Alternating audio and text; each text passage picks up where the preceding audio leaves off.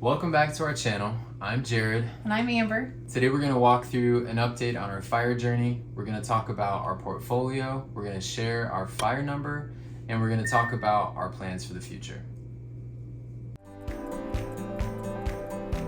I thought you were doing the first part.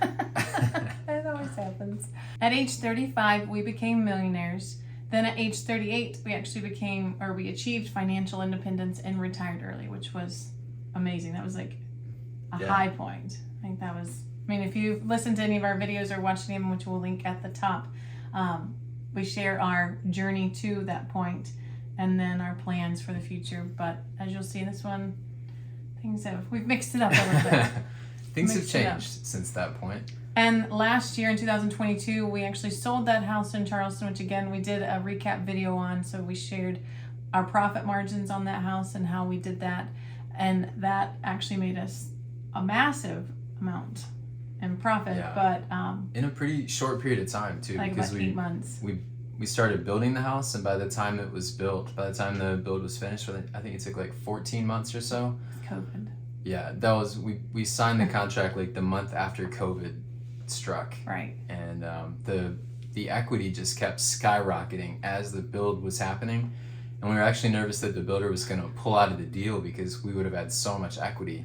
And lucky enough they didn't, so we decided to continue with it. And then by the time we closed on it, it was worth so much more than what we paid for it that we were almost hesitant to even move in the first place, because we were like, man, should we just sell this thing and take the profits and run? Right. And so what we decided to give it a try. It's Charleston, so we decided to. But then we decided to move after that. So.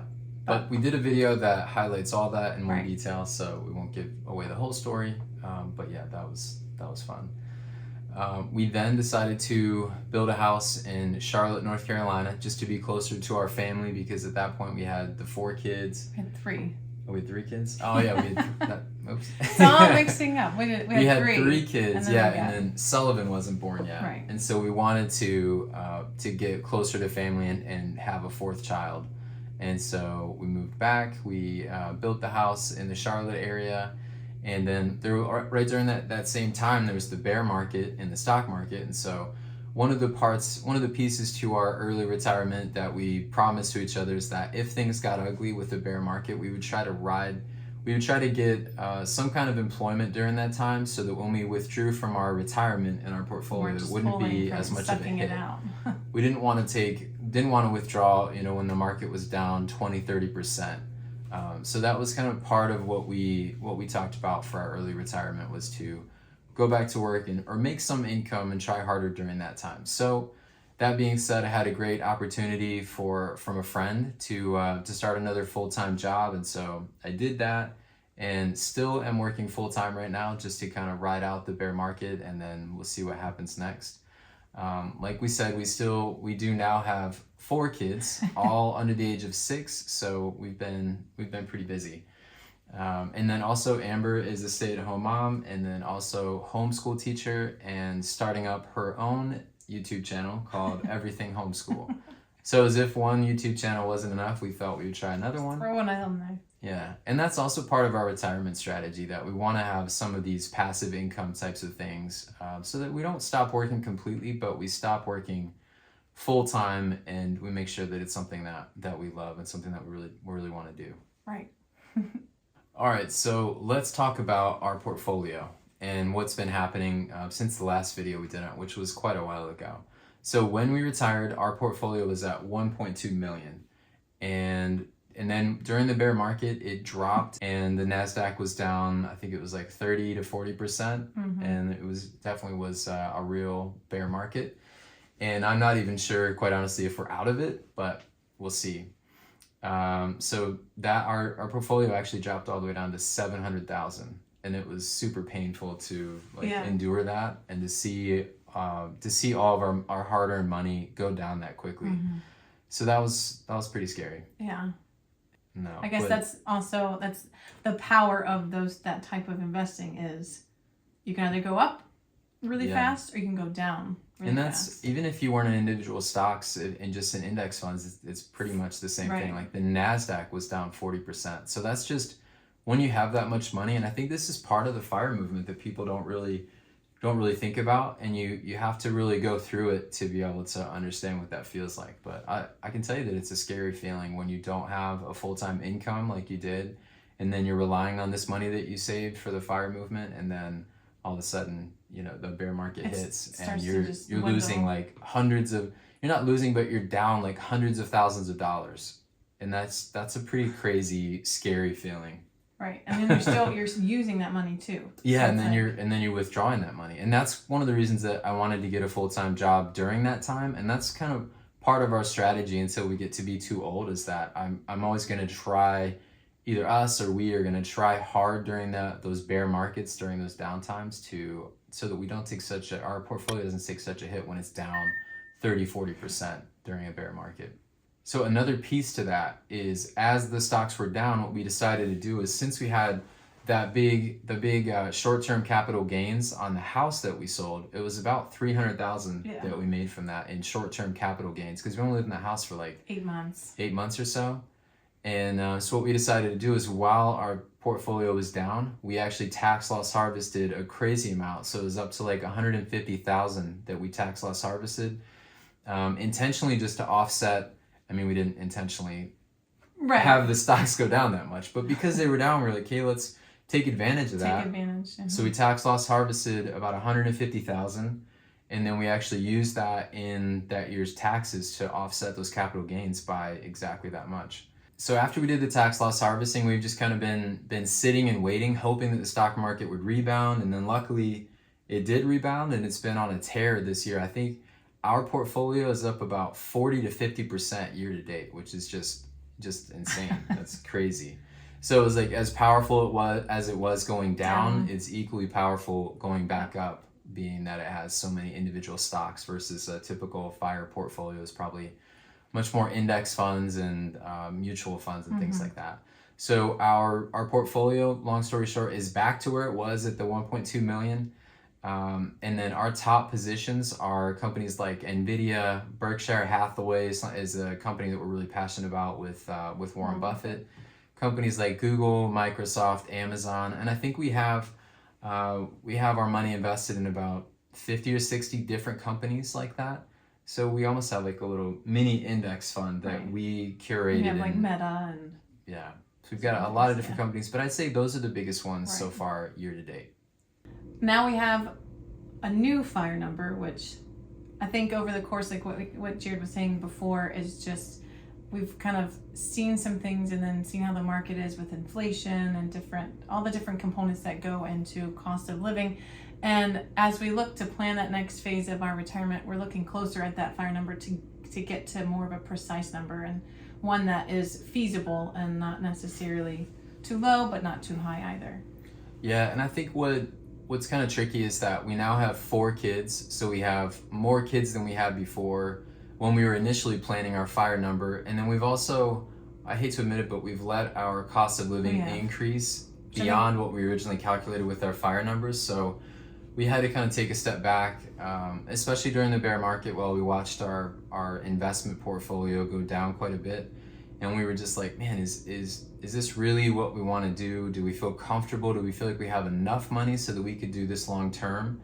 And then do we also feel like we have control of our budget and our costs? And do we have enough budgeted for our cost of living with the kids and thinking about all the things that they're going to need in the future? So we kind of wanted to take a step back and say, all right, let's reevaluate our FIRE number. Let's make sure that we're doing the right thing, that we have our cost of living reined in and have that fine-tuned to be what we want. And so go ahead. So we with that current cost of living, we're looking at more of like a 1.875 million. So again, that's calculated. There's a lot of different methods to calculate FIRE numbers, but we usually use like the multiplying the annual cost of living by 25. So we're looking at about 75,000 as an annual cost of living multiplied by 25, and that gave us that 1.875. Yep. And that honestly feels kind of far away, and I don't really love that. I'm thinking that I'd have to work another 5 or so years full time, depending on what the market does, to see when we can get up to that number.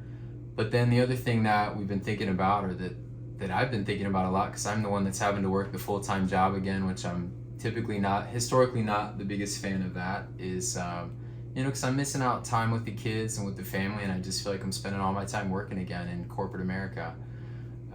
So I've just been trying to think of ways to make that FIRE number lower so that we can lower our cost of living and retire even sooner, so we don't have to wait that 5 years or so. And that's, depending on how the stock market does as well.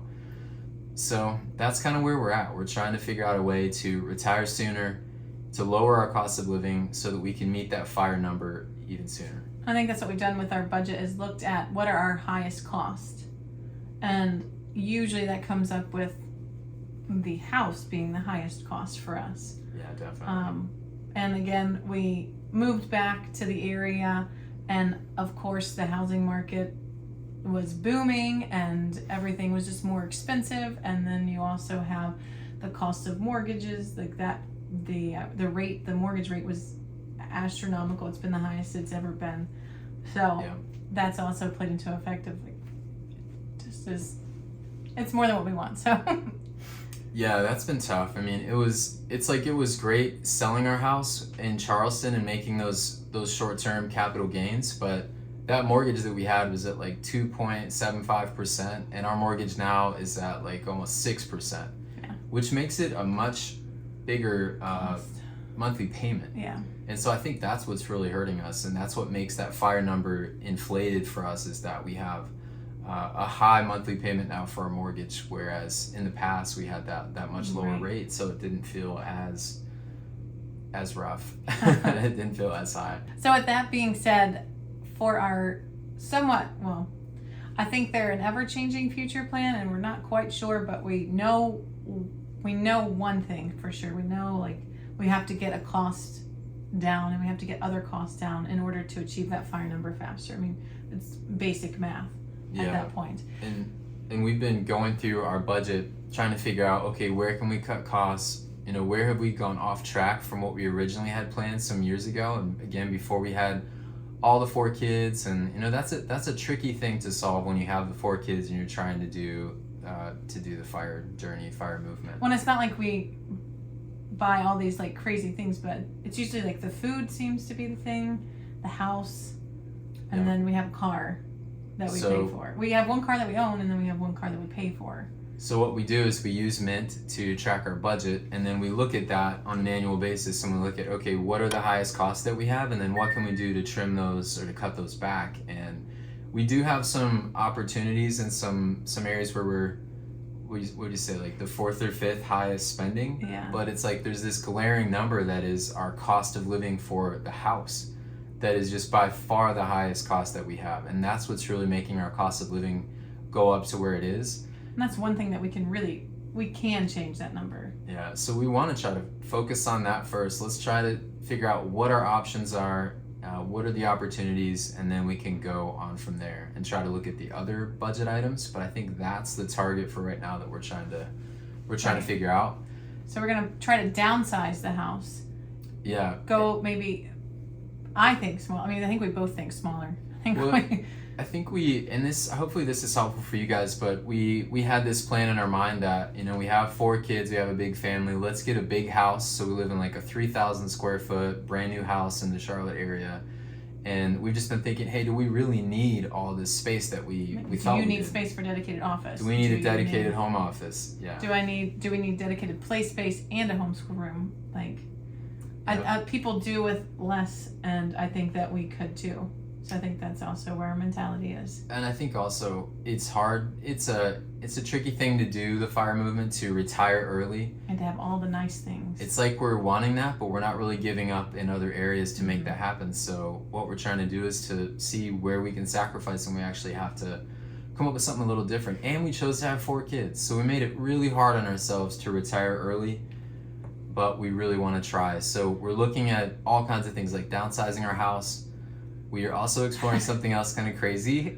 Like a full-time to a part-time RV living, because we have talked about that we want to travel with the kids and we want to show them the world. We want to show them all of these natural places, and we want to give that to them.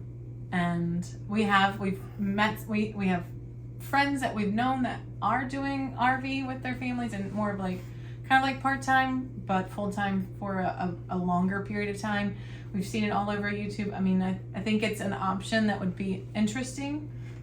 It'd be a little it's definitely out there. It's an out there thing, but I guess it's what happens when you think about fire. I think people think of out there ideas. Yeah.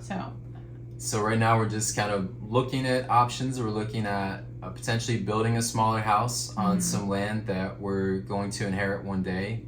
We're looking at potentially doing full-time or part-time RV life, and we're just kind of exploring all the options. We're looking at maybe doing an Airbnb and living in that for part of the year while we're not traveling in the RV, and then we're gonna live in the RV for the other parts and travel across the country, and then Airbnb, rent out the house that we would have. Right. So we thought it could also be like another income source, and then something that we could stay in. If we get, I'm guessing that we're gonna get a little tired of being in the RV that's what I hear for the whole year. But the funny thing is we really haven't done it yet. Like I did it when I was a kid, but we haven't done it as a family, especially with 4 young kids under the age of 6. So what we're also trying to do is figure out some trips where we can practice. We can go and rent an RV instead of renting an Airbnb, but we can rent an RV and try it out and see if that fits. See how it goes.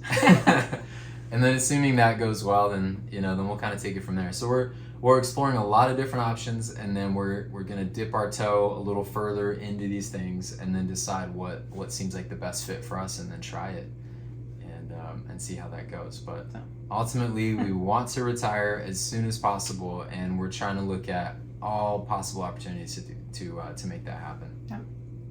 So we covered a lot of ground today. We talked about an update on our fire journey. We talked about our portfolio and how that felt during this recent bear market, and what our fire number is, how we've calculated that, and then we've also talked about our future plans. And so we want to hear from you guys. How have things been going with your fire journey? How did that feel when you went through this recent bear market, when you watched your portfolio drop? 'Cause I'm sure it did, maybe not as much as ours, but but how did you feel about that? Let us know. How do you feel about your future fire number? How are you calculating that? And then probably most importantly, what do you think about our ideas to downsize, and most importantly, the RV? Do you guys think we're crazy? Have you thought about RV, like full-time RVing? Have you done it? Have you heard about it from friends? Please reach out to us in the comments, reach out to us directly, whatever. But we want to know if we're crazy and if that's sounds like a viable option for us, or something that you guys have tried. So make sure you subscribe to our channel if you haven't already, and join us as we learn, save, and grow. We'll see you next time. Bye, guys. Bye.